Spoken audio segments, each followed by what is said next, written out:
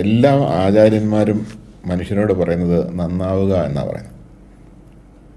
പക്ഷേ ഈശോ പറയുന്നത് നന്നാകാൻ പറയുന്നില്ല. പിന്നെയോ ഞാൻ നിന്നെ ഒരു പുതിയ സൃഷ്ടി ആക്കാം, ഞാൻ നിന്നെ ആക്കാം എന്നാണ് പറയുന്നത്. ഒരു കഥ കേട്ടിട്ടുണ്ട്. കഥ ഇതാണ്. ഒരു തട്ടുംപുറത്ത് കുറേ എലികൾ വളരെ സ്വൈര്യമായിട്ട് ജീവിക്കുകയായിരുന്നു. അപ്പോൾ ഉടമസ്ഥന് ഭയങ്കര ശല്യമായപ്പോൾ പൂച്ചയെ മേടിച്ചു വിട്ടു. പൂച്ച വന്നതോടുകൂടി വന്ന ദിവസം തന്നെ 2 കുഞ്ഞെലികളെ ആദ്യം പിടിച്ചു. അപ്പോൾ കുഞ്ഞെലികളെല്ലാം പേടിച്ച് മാളത്തിൽ ഒളിച്ചു. പുറത്തിറങ്ങാൻ പറ്റുന്നില്ല, തീറ്റ കിട്ടുന്നില്ല. വലിയ എലികൾ ഒളിച്ചു.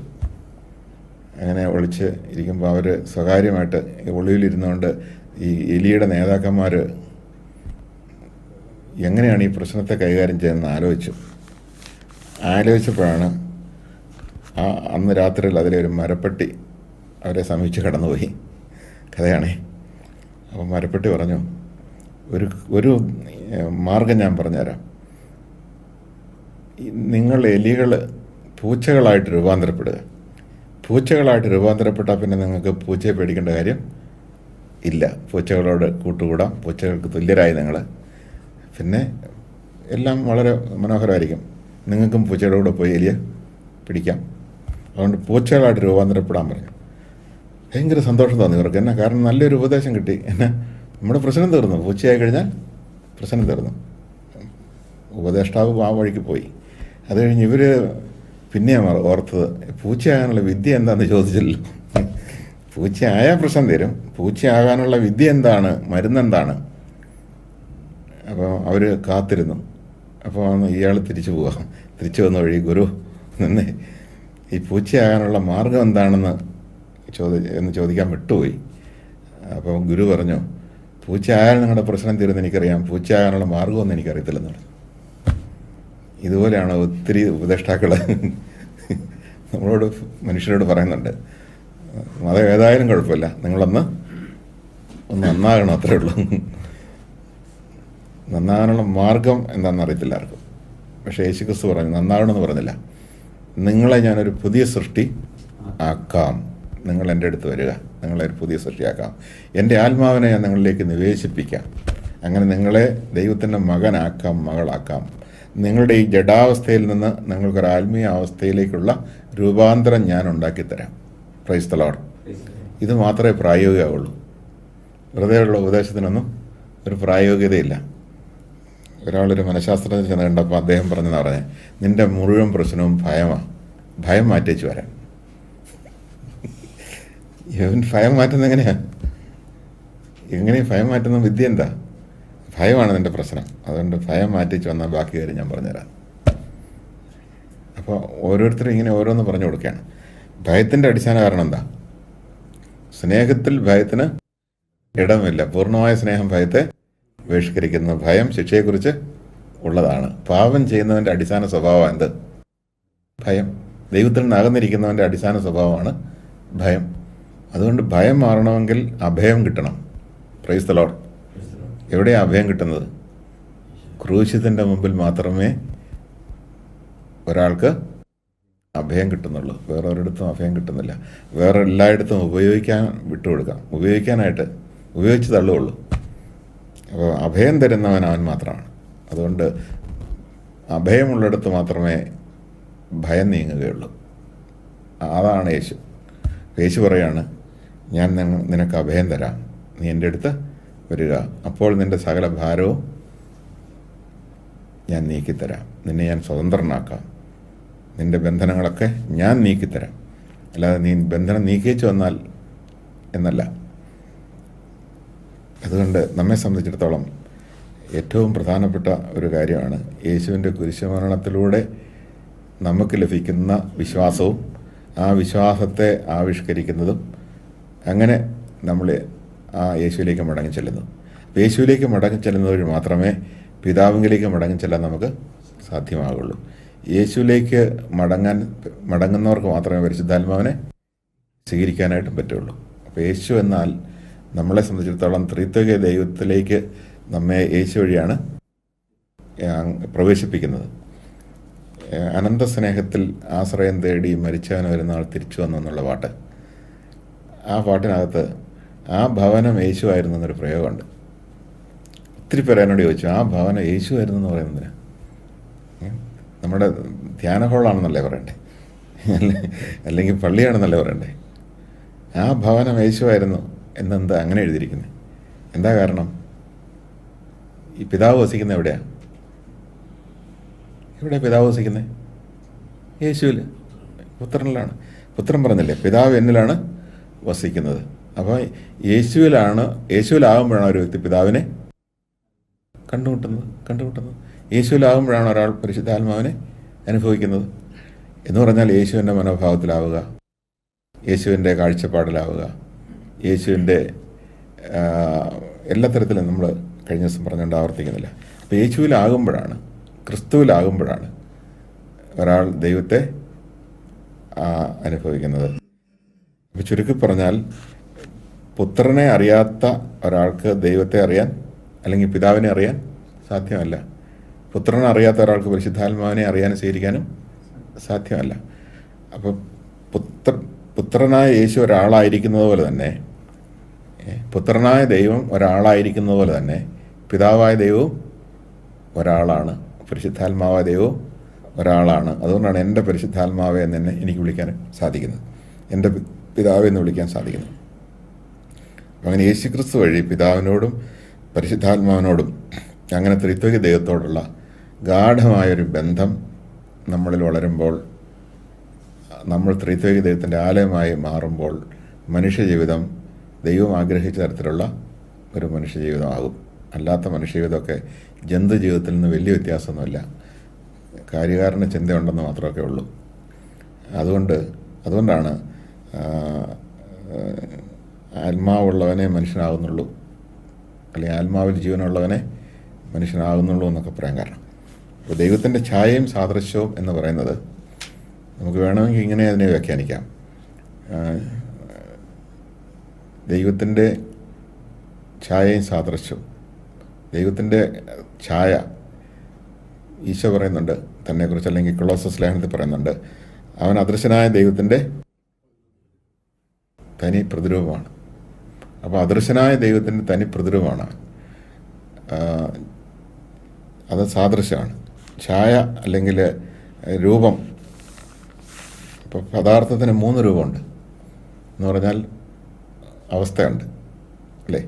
അപ്പോൾ അതെന്ന് പറഞ്ഞാൽ അരൂപിയായ ഒരവസ്ഥ ദൈവത്തിന് ഉണ്ട്. അപ്പോൾ ആ അരൂപിയായ ദൈവം നമ്മിൽ വരുമ്പോൾ നാം ദൈവത്തിൻ്റെ രൂപം യേശുക്രിസ്തു, ഛായ അല്ലെങ്കിൽ എന്താ പറയുക, ദൈവത്തിൻ്റെ ഛായയും സാദൃശ്യം യേശുക്രിസ്തു, ഛായ പരിശുദ്ധാത്മാവ്. ആ രീതിയിൽ നമുക്ക് വേണമെങ്കിൽ വ്യാഖ്യാനിക്കാം. Praise the Lord. അതായത് ആത്മാവും ശരീരവും, ആത്മാവിൽ പരിശുദ്ധാത്മാവ് നിറഞ്ഞ അവസ്ഥ, ആ അവസ്ഥയിൽ യേശുക്രിസ്തുവിനെ പോലുള്ള ഒരു വ്യക്തിത്വമാണ് നമുക്ക് ഉണ്ടാകുന്നത്. നമ്മുടെ വ്യക്തിത്വം നിലനിന്നുകൊണ്ട് തന്നെ നമ്മൾ യേശുക്രിസ്തുവിനെ പോലുള്ള സ്വഭാവമുള്ളവരായിട്ട് മാറുന്നു. പഴയ സൃഷ്ടി ഇല്ലാതാകുന്നില്ല, പഴയ സൃഷ്ടിയെ നവീകരിച്ചൊരു പുതിയ സൃഷ്ടി ആക്കുന്നു. അതിന് പറയാവുന്ന ഉദാഹരണം ഇതാണ്. നമ്മളൊരു റബ്ബർ ബഡ് ചെയ്യുമ്പോൾ പഴയ മരം അവിടെ ഉണ്ട്, പക്ഷേ പുതിയ മരത്തിൻ്റെ ഒരു മുള ഈ പഴയ മരത്തിൽ ഫിറ്റ് ചെയ്തിട്ട് നിലവിലുള്ള പഴയ മരത്തെ നിഷ്കരണം വെട്ടിക്കളയാണ്. ആ വെട്ടിക്കളച്ചിലൂടെയാണ് ഈ പുതിയ മുള, അതെ, ആ പുതിയ മുള പഴയ മരത്തിൻ്റെ സ്ഥാനത്ത് ആ പഴയ മരത്തിൽ തന്നെ വരികയാണ്. അപ്പോൾ ഓർക്കുക, ഈ മുള എപ്പോൾ അടത്തി കളഞ്ഞാലും പഴയ മരത്തിൻ്റെ മുള പൊട്ടി വരും. എപ്പോഴും അതിനുള്ള സാധ്യത ഉണ്ടെന്നുള്ളതാണ്. നവീകരണത്തിൽ എത്ര മുന്നോട്ട് പോയാലും ഈ പുതിയ മുള അല്ലെങ്കിൽ ആ മരം ഉണങ്ങിപ്പോയാൽ പഴയതിൻ്റേത് വരാൻ സാധ്യതയുണ്ട്, അതവിടെ കിടപ്പുണ്ട്.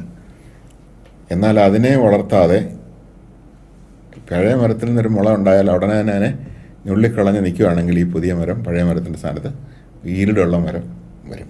Praise the Lord. അല്ലാതെ എത്ര വളമിട്ട് കൊടുത്താലും എത്ര വണ്ണം വെപ്പിച്ചാലും ഈ പഴയ മരത്തിൻ്റെ ഈൽഡ് പഴയ മരത്തിൻ്റെ ഈൽഡ് തന്നെ ആവുള്ളൂ. പുതിയ മരം അവിടെ ഉണ്ടാകണം. അപ്പം അതാണ് പഴയ മരത്തിൻ്റെ സ്ഥാനത്ത് ആ വേരും അതിൻ്റെ കടയുമൊക്കെ അവിടെ ഉണ്ട്. പക്ഷേ പുതിയൊരു മരമാണ് അവിടെ ഉണ്ടാകുന്നത്. അപ്പോൾ യേശുക്രിസ്തുവിലാകുന്ന, അല്ലെങ്കിൽ ജലത്താലും പരിശുദ്ധാത്മാവിനാലും വീണ്ടും ജനിച്ച് പുതിയ സൃഷ്ടിയാകുന്ന ഒരു മനുഷ്യൻ്റെ അവസ്ഥ ഈ രീതിയിലാണെന്ന് വേണമെങ്കിൽ നമുക്കൊരു ഉദാഹരണത്തിലൂടെ പറയാം. മറ്റൊരു ഉദാഹരണം ഞാൻ പറയാറുള്ളത് ചിത്രശലഭങ്ങൾ മുട്ടയിട്ട് വിരിയുന്ന പുഴുക്കളുണ്ടല്ലോ. ഇത് പുഴുവാണെങ്കിലും ഇത് ചിത്രശലഭത്തിൻ്റെ വർഗ്ഗമാണ്. പക്ഷേ പുഴുവിനെ സംബന്ധിച്ചിടത്തോളം അതിന് പറക്കാൻ പറ്റില്ല. പൂമ്പാറ്റയ്ക്ക് ഇഷ്ടമുള്ള പൂമ്പൊടിയോ തേനോ ഒന്നും അതിനിഷ്ടമല്ല. പൂമ്പാറ്റയ്ക്ക് സാധാരണ സഹജമായിട്ട് ഇഷ്ടമുള്ള പൂവും അതിൻ്റെ തേനും പൂമ്പൊടിയൊന്നും ഇതിനിഷ്ടമല്ല. ഇതിന് ചപ്പും ചോറും ഇഷ്ടം. അപ്പം അതുകൊണ്ട് ഈ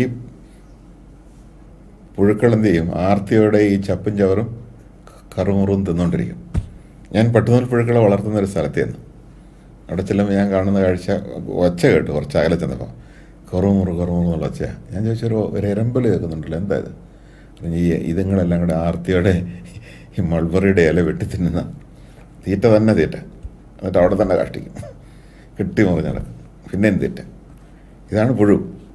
മറ്റേതൊരു പുഴുവിനെ പോലെ ഒരു പുഴുവായതും. പക്ഷേ ഈ പുഴുവിനോട് പറക്കണമെന്ന് പറഞ്ഞാൽ പറക്കാൻ പറ്റുമോ? പലരും ചെയ്യുന്നത് എന്താ? പുഴുവിനോട് നിർബന്ധിക്കുക, പറക്കടാന്ന് പറയാം. നീ പറക്കുന്ന വർഗത്തിൽപ്പെട്ടതാ, പറക്ക്.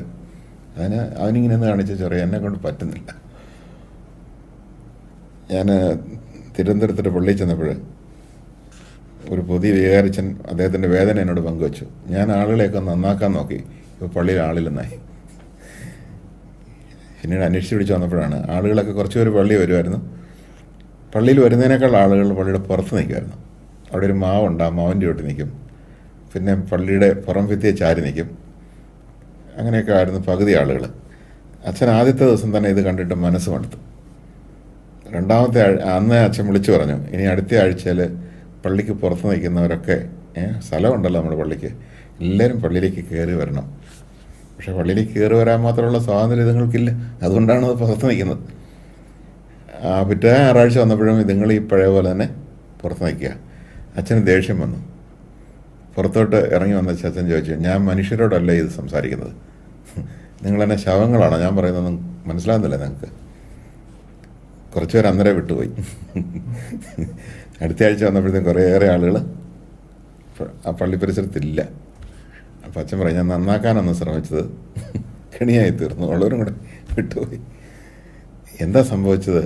പള്ളിക്കകത്ത് കയറി വരാൻ മാത്രം സ്വാതന്ത്ര്യം ഇല്ലാത്തവരോട് ബലപ്രയോഗത്തിലൂടെ അവരെ അടിച്ച് പള്ളിക്കകത്ത് കയറാമെന്നൊക്കെ കയറാൻ പറ്റുമോ? വെളിച്ചം കാണാൻ പറ്റാത്ത അവസ്ഥയിൽ ഇരിക്കുന്നതുകൊണ്ട് ആണല്ലോ ഈ കല്ല് മറിച്ചിടുമ്പോൾ കല്ലിനടിയിൽ പുറത്ത് ചാടിയ സാധനങ്ങളെല്ലാം വീണ്ടും ഈ കല്ലിനകത്തോട്ട് കയറുന്നത്. വെളിച്ചം കണ്ട് ശീലിക്കാത്തവനോട് നീ വെളിച്ചത്തിലേക്ക് വരണമെന്ന് പറഞ്ഞാൽ അവനെ വലിച്ചഴിച്ചു കഴിഞ്ഞാൽ പറ്റില്ലത്. ഞാനിപ്പോഴും ഓർക്കുന്നു, ഞാൻ 21 കൊല്ലം മുമ്പ് ഒമാനിൽ മസ്കറ്റിൽ ധ്യാനം പ്രസംഗിക്കാനായിട്ട് ചെല്ലുമ്പോൾ വലിയൊരു പള്ളി, 10,500 പേരിരിക്കുന്ന ഒരു പള്ളിയാണ്, വേണമെങ്കിൽ ഇരിക്കാവുന്നൊരു പള്ളിയാണ്. അപ്പോൾ ഈ മുൻഭാഗം എല്ലാം കാലിയാണ്. ആളുകളെല്ലാം ഇരിക്കുന്ന ഒരു 8-10 റോയ്ക്ക് പുറകിലാണ്. അതിനിപ്പുറത്തോട്ടിരിക്കുന്നവർ 2-3 ഒക്കെ ഉള്ളൂ. എനിക്ക് തോന്നി, ഇതെന്താ ഈ മുൻഭാഗം എല്ലാം കാലിയായിട്ട് കിടക്കുന്നത്? ഞാൻ ഓർക്കുകയാണ്, ധ്യാനത്തിൻ്റെ അവസാന ദിവസം ആയപ്പോഴത്തേക്കും ആദ്യം മുൻഭാഗം നിറഞ്ഞു. അത് കഴിഞ്ഞ് എല്ലാം നിറഞ്ഞിട്ട് പിന്നെ ഫിറ്റായിട്ട് ഇരിക്കുക. പിറ്റേ കൊല്ലം ഞാൻ ചെന്നപ്പോൾ, പിറ്റേ പ്രാവശ്യം ഞാൻ ചെല്ലുമ്പോൾ കണ്ട കാഴ്ച, ധ്യാനം തുടങ്ങുന്നതിനേക്കാൾ 2 മണിക്കൂർ മുമ്പ് ആളുകൾ വന്ന് മുൻ സീറ്റുകൾ കരസ്ഥമാക്കാൻ തുടങ്ങി. Praise the Lord. ആളുകളിലൊന്നും മാറ്റാൻ ഞാനീ പറയുന്നത്. നമുക്കൊക്കെ അറിയാമല്ലോ ഈ സംഭവം, അല്ലേ? നമ്മുടെ നാട്ടിലൊക്കെ ഒരു കാലത്ത് അനുഭവപ്പെട്ട കാര്യങ്ങളാണ്. അപ്പോൾ ദൈവത്തോട് അടുക്കുവാൻ, അല്ലെങ്കിൽ വെളിച്ചത്തോട് അടുക്കുവാനുള്ള സ്വാതന്ത്ര്യം ഇല്ലാത്ത അവസ്ഥയിൽ എപ്പോഴും ഒഴിഞ്ഞു മാറി പുറകോട്ട് പോകും മനുഷ്യൻ. അപ്പോൾ ആ സ്വാതന്ത്ര്യം കൊടുക്കാതെ അവരെ നിർബന്ധിച്ചു കഴിഞ്ഞാൽ ആ നിർബന്ധത്താൽ അവർ ഭാരപ്പെടും. അതാണ് ഞാൻ പറഞ്ഞത്, പുഴുവിനോട് നീ പറക്കുക എന്ന് പറഞ്ഞാൽ പുഴു ഭാരപ്പെടുകയുള്ളൂ. അതുപോലെ തന്നെ അത് സന്തോഷത്തോടെ തിന്നുകൊണ്ടിരിക്കുന്ന ഈ ചപ്പ് തിന്നണ്ട, നിനക്ക് പൂമ്പൊടി കൊണ്ടുവന്ന് വെച്ചിട്ടുണ്ടെന്ന് പറഞ്ഞാൽ പുഴു പറയും, ഇതെന്നാ സാധനം, അത് തേനാടാ കൊണ്ടുവന്ന് വെച്ചിരിക്കുന്നത്, കഴിക്കട. എന്താ കാര്യം? പുഴുവിന് തേൻ കഴിച്ചാൽ രസിക്കുകയില്ല. തേൻ കഴിക്കാൻ പാകത്തിൽ അവനെ രൂപാന്തരപ്പെടുത്തി എടുക്കാതെ കൊടുത്തിട്ട് കാര്യമില്ല. അപ്പോൾ അവിടെയാണ് നമ്മൾ വിശുദ്ധ കുർബാന സ്വീകരിക്കാൻ നിർബന്ധിക്കുക, ഓരോ കാര്യങ്ങൾ അങ്ങനെയുള്ള ചെയ്യാൻ പറ്റാത്ത സ്തുതിപ്പ് നടത്തുക. പറ്റില്ല, അത് പറ്റാത്ത അവസ്ഥയിലുള്ളവരുണ്ട്. അത് നമ്മൾ ഓർക്കണം. ഇനി വളരെ മെച്ചപ്പെട്ട ട്രെയിനിങ് കൊടുത്ത് വേണമെങ്കിൽ നമുക്ക് കുറേയൊക്കെ ആക്കാം. ഇപ്പം വേണമെങ്കിൽ ഭയങ്കരമായ ഒരു ട്രെയിനിങ് കൊടുത്ത് ഈ പുഴുവിനെയൊക്കെ നമുക്ക് വേണമെങ്കിൽ മണിയടിക്കുമ്പോൾ മാത്രം തിന്നുക, ഇത്ര മിനിറ്റ് കഴിയുമ്പോൾ തീറ്റ നിർത്തുക, വേണമെങ്കിൽ ഈ കാഷ്ടിക്കുന്നത് ഇന്ന സ്ഥലത്ത് മാത്രം ആയിരിക്കണം എന്ന് പറഞ്ഞ് ഒരു സ്ഥലം കാണിച്ചു കൊടുത്ത് അവിടെ മാത്രമേ പോകാവുള്ളെന്ന് പറയാം. ഇങ്ങനെയൊക്കെ ചെയ്ത് വേണമെങ്കിൽ ഒരു പരിശീലനം ഉണ്ടാക്കിയെടുക്കാം. അങ്ങനെ കൃത്യമായിട്ട് എല്ലാം ടൈം ടേബിൾ അനുസരിച്ച് ഭംഗിയായിട്ടും ചിട്ടയോടുകൂടിയും ചെയ്യാനായിട്ട് വേണമെങ്കിൽ ഈ പുഴുവിനെ നമുക്ക് പരിശീലിപ്പിക്കാം. ഇങ്ങനെ പരിശീലിപ്പിച്ചതുകൊണ്ട് പുഴു പറപ്പയാകുമോ? അതാണ്, പുഴു ഉറപ്പാകില്ല. അപ്പം അങ്ങനെ നമുക്കൊക്കെ മനുഷ്യർക്ക് ഒരുപാട് പരിശീലനം കിട്ടുന്നുണ്ട്. ഇപ്പോൾ മതബോധന ക്ലാസ് വഴിയും സ്കൂൾ വഴിയും വീട്ടിലെ പരിശീലനം വഴിയും എല്ലാം പരിശീലനം കിട്ടുന്നുണ്ട്. നല്ല പരിശീലനം കിട്ടുന്ന പുഴുക്കളായിട്ട് വളരെ അന്തസ്സും അഭിജാത്യമുള്ള പുഴുക്കളായിട്ട് നടക്കുക. പറക്കാൻ പറ്റുന്നില്ല, അതാണ് പ്രശ്നം. അപ്പോൾ അതുകൊണ്ട് രൂപാന്തരപ്പെടണം എന്ത് വേണം? രൂപാന്തരപ്പെടണമെങ്കിൽ ആദ്യമേ ഈ തീറ്റയൊക്കെ നിർത്തിയിട്ട് രൂപാന്തരപ്പെടാൻ കഴിയുമെന്ന് വിശ്വസിക്കണം. ഒരു പറപ്പ വന്നിട്ട് പറയണം, അല്ലെങ്കിൽ ഒരു ചിത്രശലഭം പറന്നു വന്നിട്ട് ഞങ്ങളൊക്കെ ഒരു കാലത്ത് ഈ ഘട്ടത്തിലൂടെ കടന്നു പോയവരാണ്, ഈ ഘട്ടത്തിൽ നിന്ന് വേറൊരു ഘട്ടത്തിലേക്ക് പ്രവേശിക്കാൻ പറ്റും, ചിറക് മുളയ്ക്കുന്ന ഒരു സാധ്യത പുഴുക്കളെ നിങ്ങൾക്കൊക്കെ ഉണ്ട്, അതുകൊണ്ട് ഞങ്ങൾ പറയുന്നത് വിശ്വസിക്കുക. എന്നിട്ട് ഈ തീറ്റയൊക്കെ നിർത്തി സമാധി എന്ന് പറയുന്ന ഒരവസ്ഥയുണ്ട്, അല്ലെങ്കിൽ ഒരു പ്യൂപ്പാദശയുണ്ട്. അതുകൊണ്ട് ഈ പ്യൂപ്പാദശയിലേക്കൊന്ന് പ്രവേശിക്കുക. നിങ്ങളറിയാതെ നിങ്ങളിൽ രൂപമാറ്റം ഉണ്ടാകും. അത് കഴിയുമ്പം ചിറക് വിടർത്തി നമുക്ക് പുറത്തിയാടി വരാൻ പറ്റും. അത് വിശ്വസിച്ച് അതിനനുസരിച്ച് ഇരിക്കുന്ന പുഴുക്കൾ പ്യൂപ്പാദശയിലേക്ക് പ്രവേശിച്ച് അവസാനം ചിറക് വിടർത്തി പുറത്തിറങ്ങി വരും. ഈ പുറത്തിറങ്ങി വരുന്ന ഈ ചിത്രശലഭത്തിൻ്റെ കുഞ്ഞിനോട് പറക്കണമെന്ന് പറയേണ്ട കാര്യമുണ്ടോ? പറയാതെ തന്നെ പറഞ്ഞോളൂ. തേനാണ് നല്ലതെന്ന് പറഞ്ഞു കൊടുക്കേണ്ട കാര്യമുണ്ടോ? തേൻ തേടിയത് പോകും. പൂമ്പൊടിയാണ് നല്ലതെന്ന് പറഞ്ഞു കൊടുക്കേണ്ട കാര്യമില്ല, പൂമ്പൊടി പോകും. അവസാനം തീർച്ചയായിട്ടും അങ്ങനെയുള്ളവരുടെ കൂട്ടായ്മയിൽ അങ്ങനെയുള്ളവരുടെ കൂട്ടായ്മയിൽ നിൽക്കാൻ പറ്റുള്ളൂ. പിന്നെ ഒരിക്കലും ഈ പുഴുക്കളുടെ കൂടെ പോയിരുന്ന് അതിന് വ്യാപരിക്കാൻ പറ്റില്ല. ആ രീതിയിൽ ഭൂമിയുടെ ആകർഷണ പരിധിയൊക്കെ എല്ലാം ഉയരത്തിൽ അത് പറന്ന് നടക്കും. അത് ആനന്ദ ലഹരിയിൽ നടക്കും. അത് പാടും, അത് പൂമ്പൊടി ഉണ്ണും, തേനുണ്ണും, അങ്ങനെ അങ്ങ് പോകും. അതാണ് ജലത്താലും പരിശുദ്ധാത്മാവിനാലും വീണ്ടും ജനിച്ച് ഒരു പുതിയ സൃഷ്ടി ആവുക എന്ന് പറയുന്നതിൻ്റെ കാര്യം. അപ്പോൾ ഈശോ പറയുന്നത് എന്താ? ഞാൻ നിങ്ങളൊരു പുതിയ സൃഷ്ടി ആക്കാം, നിങ്ങൾ എന്നോടൊന്ന് സഹകരിച്ചാൽ മതി. നിങ്ങളൊന്നും ചെയ്യണം, ഞാൻ ചെയ്തു തരാന്നേ, അത്രേ ഉള്ളൂ. അപ്പം ദൈവഹിതം അനുസരിച്ചുള്ളൊരു പ്രവൃത്തി എന്താ, അത് ചെയ്താൽ മതി. രൂപാന്തരപ്പെടുക എന്നുള്ളതാണ്. അത് അവനിൽ വിശ്വസിക്കുമ്പോൾ സംഭവിക്കുന്നതാണ്. ദൈവത്തിൽ വിശ്വസിക്കുന്നു എന്ന് പറയുന്നവരുടെ ഇടയിൽ രണ്ട് തരം ജീവിതശൈലിയുണ്ട്. ഒന്ന് മതാത്മക ജീവിതശൈലി, മറ്റൊന്ന് ആധ്യാത്മിക ജീവിതശൈലി. മതാത്മകം എന്ന് പറഞ്ഞാൽ മതം ആവശ്യപ്പെടുന്നതെല്ലാം കൃത്യമായിട്ട് ചെയ്യുക എന്നുള്ളതാണ്. ഞാൻ അങ്ങോട്ട് ചെയ്യുന്നതിനനുസരിച്ച് ദൈവം എന്നോട് ഇങ്ങോട്ടും ചെയ്യുമെന്നാണ് അവർ വിശ്വസിക്കുന്നത്. മിക്കവാറും എല്ലാ മതങ്ങളും തന്നെ ആ ഒരു രീതിയിലാണ് പോകുന്നത്. ഒരുപാട് ക്രൈസ്തവരും ആ ഒരു മനോഭാവത്തിലാണ്, ആ ഒരു കാഴ്ചപ്പാടിലാണ് ഇവിടെ ജീവിക്കുന്നത്. ഞാൻ അങ്ങോട്ട് ദൈവത്തോട് ചെയ്യുന്നതിനനുസരിച്ച് ദൈവം ഇങ്ങോട്ട് ചെയ്യും. അങ്ങോട്ട് ദൈവത്തിന് പ്രസാദകരമായത് ചെയ്താൽ ദൈവം എന്നെ അനുഗ്രഹിക്കും. അങ്ങോട്ട് ദൈവത്തിന് കോപം ഉളവാക്കുന്ന കാര്യങ്ങൾ ചെയ്താൽ ദൈവം കോപിക്കും എന്ന രീതിയിൽ ജീവിക്കുന്നവരുണ്ട്. എന്നാൽ ആധ്യാത്മിക ജീവിതം എന്ന് പറയുന്നത് അതല്ല. ആധ്യാത്മിക ജീവിതം എന്ന് പറയുന്നത് ദൈവം എന്നോട് കാണിച്ച സ്നേഹത്തിന് ഞാൻ പ്രതിസ്നേഹം കാണിച്ചു പോവുകയാണ്. അത് ആവശ്യപ്പെട്ടിട്ടല്ലത്, അത് കടമയല്ല. ഒരമ്മ കുഞ്ഞിനെ സ്നേഹിക്കുന്നത് കടമ നിർവഹം കൊണ്ടാണോ? അല്ലല്ലോ, സ്നേഹിച്ചു പോവുകയാണ്. കുഞ്ഞ് അമ്മയെ സ്നേഹിക്കുന്ന അമ്മയുടെ സ്നേഹത്തിന് റെസ്പോൺസ് കാണിച്ചു പോകുന്നതാണ്, അല്ലേ? അമ്മ കുഞ്ഞിൻ്റെ നേരെ നോക്കി ചിരിക്കുമ്പോൾ കുഞ്ഞ് തിരിച്ച് അമ്മയെ നോക്കി ചിരിക്കുന്നു. അത് അമ്മയുടെ സ്നേഹത്തിൻ്റെ ഒരു റെസ്പോൺസാണ്. അപ്പോൾ ഈ രീതിയിൽ യേശുക്രിസ്തുവിൻ്റെ ജീവിതത്തിലൂടെ ദൈവം എന്നോട് സ്നേഹം കാണിച്ചപ്പോൾ, വലിയ സ്നേഹം കാണിച്ചപ്പോൾ, വീണ്ടെടുക്കുന്ന സ്നേഹം കാണിച്ചപ്പോൾ, ഈ സ്നേഹം കണ്ട് ഞാൻ ആ ദൈവത്തെങ്കിലേക്ക് തിരിയുന്നു.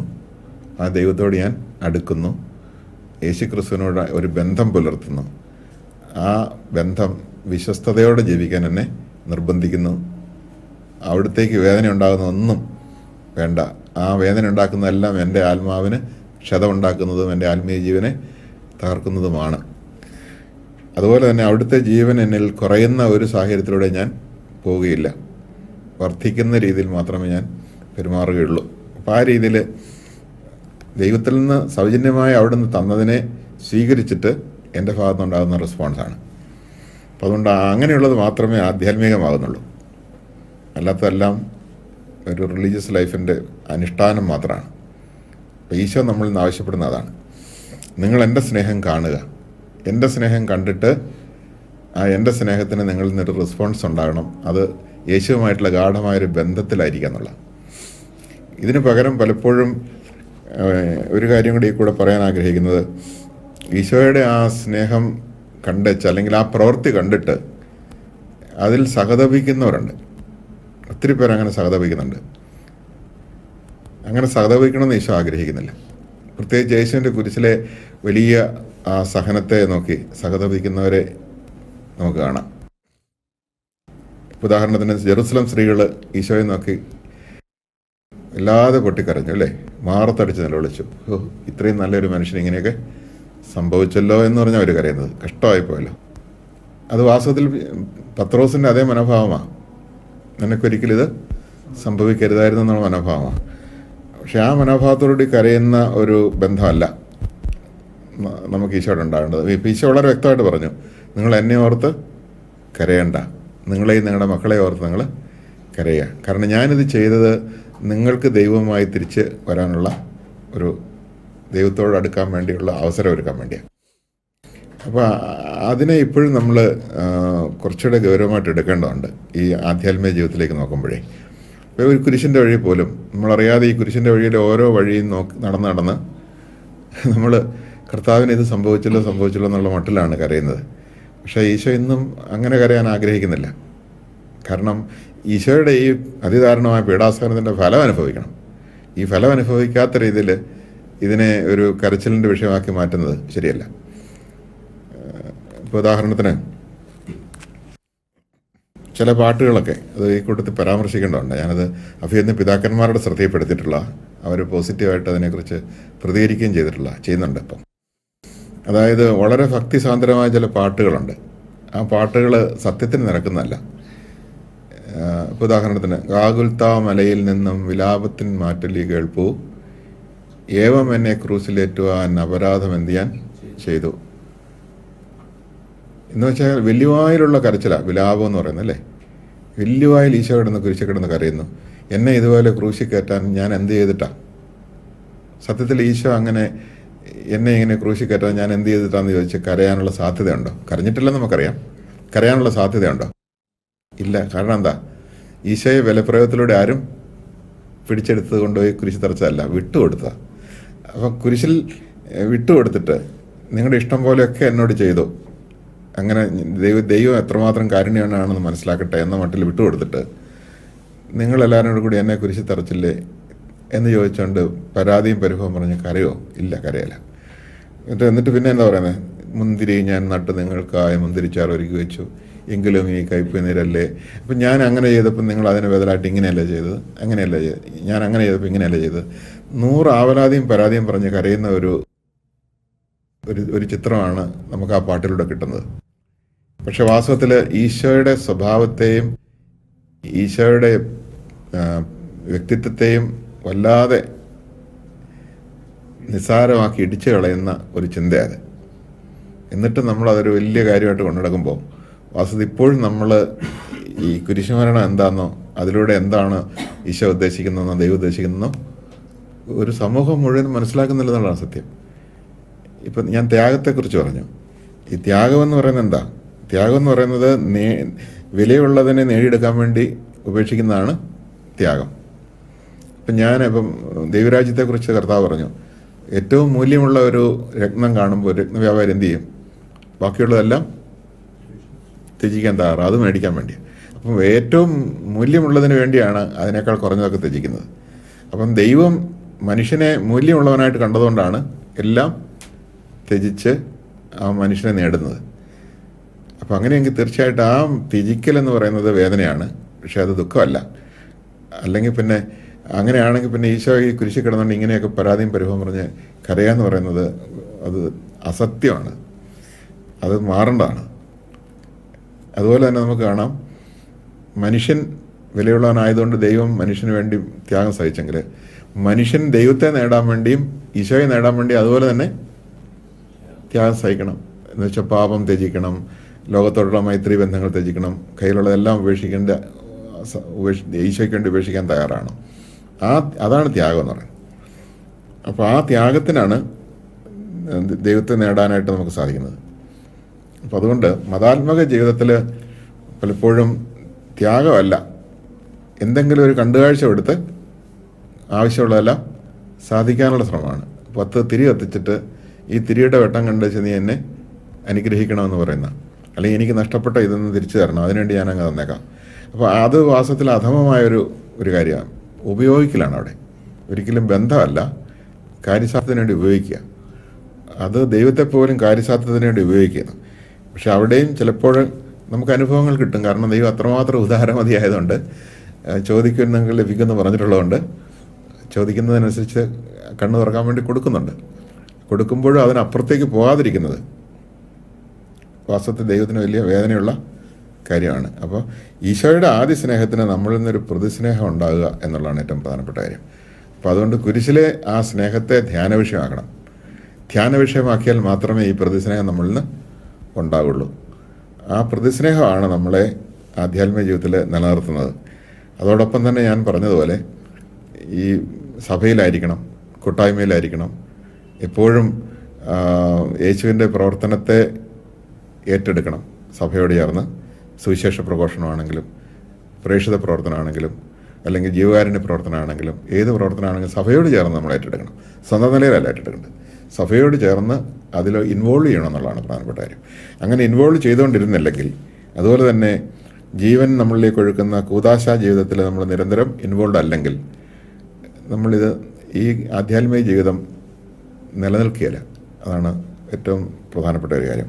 ഒരുപാട് പേര് പാപം ഉപേക്ഷിച്ച് വിശുദ്ധിയിലേക്ക് വന്നിട്ടുണ്ട്.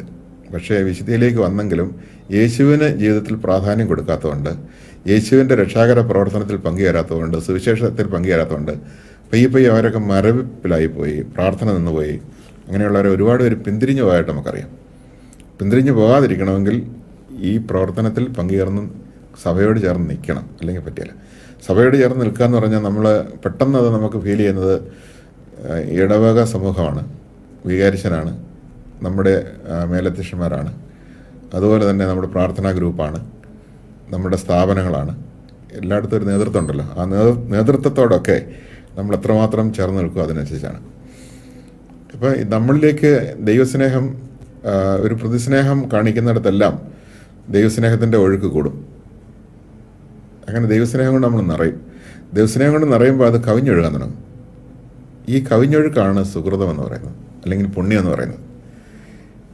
വേറൊരു ഭാഷയെ പറഞ്ഞാൽ പാപം ചെയ്യുന്നതുകൊണ്ടല്ല ഒരാൾ പാപിയാകുന്നത്, പാപി ആയിരിക്കുന്നതുകൊണ്ടാണ് പാപം ചെയ്യുന്നത്.